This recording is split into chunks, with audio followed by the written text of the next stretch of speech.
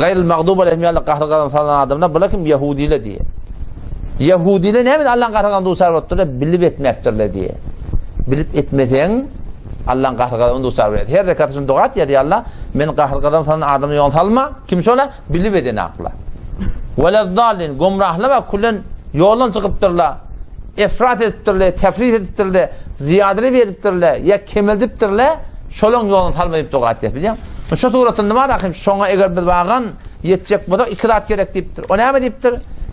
Delince ilk nokta haza ahmet diýipdir. Bir muhim nokta var. O da näme? Ki diýipdir 2 raat gerek diýipdir adam dogry ýol tapmakla. Biler diýipdir Kitabullah gerek diýipdir. Kur'an gerek, sünnet gerek, Kur'an sünneti açıklanan adamda bile gerek diýipdir. İkinciden Recalullah gerek diýipdir. Kitabullah gerek, artık Kur'an, sünnet, tamam kitap-ı fıkhi gerek. Kitab-ı hadisimiz gerek, açıklarla gerek, ikinciden Recalullah gerek diýipdir. Ol adamlar iki şu Kur'an hadisi amel etip gelip geldi diýipdir. Şu 2 raat adam eger zindigini tapybilse, şol adam näme bolýar? Şol ihtinas mustaqimi tamam şoňsyny ýaşap başarjak yani.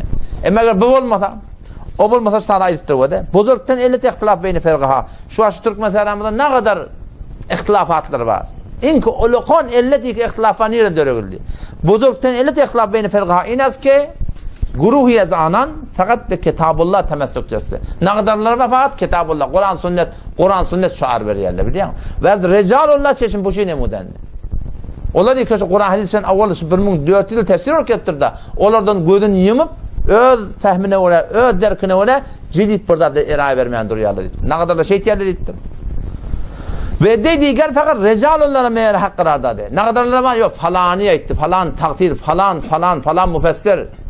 Ve Kitabullah serf-i nezer nemude. Ne ayetiyen Kur'an'a cur geliyemi, şeriata cur geliyemi, medhebe cur geliyemi gelmeyem.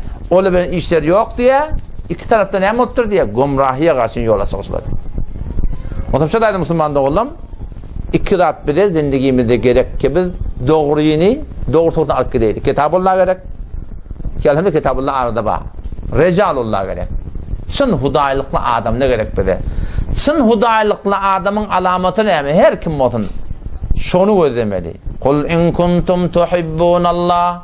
Ayet erisi Hudaş ümmetine Allah'ın kavuryanmasan. Yani sünneten hudaylıklı olsan.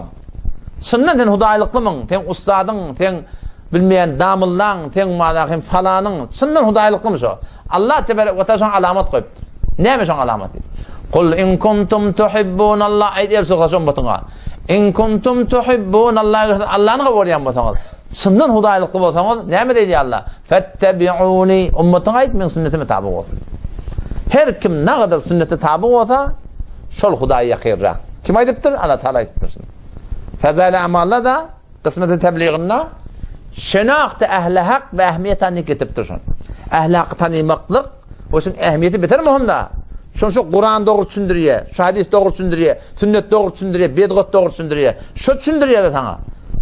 Eğer şu şenâkta ehl-i hak biter muhim olur direktli cüdeganı bab bağlattır. Alamatı ne deyiptir? Sünnet deyiptir. Son sünnette var yaşamaklıkta ne ama daş teorem buna muhalefet var. Çın huda deyip veren sonra ne belli oluyor. Çının maktadın Allah'ın radiliği sünnete var yaşamaklıkta belli oluyor Müslümanlar. O zaman şu da muhim mesele.